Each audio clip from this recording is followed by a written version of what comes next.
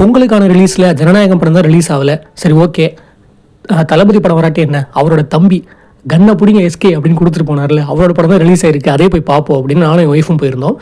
So படம் எப்படி இருந்துச்சு அப்படின்னு கேட்டால், உண்மையிலே படம் வந்து தீ பரவட்டம் அப்படிங்கிற மாதிரி படம் ஃபுல்லாக செம்ம தீயாக தான் இருந்துச்சு. இது எதை மையப்படுத்தின கதை அப்படின்னா எல்லாருக்குமே தெரிஞ்சிருக்கும். 1965 ஹிந்தி திணிப்பை எதிர்த்து நிறைய மாணவர்கள் போராடினாங்க.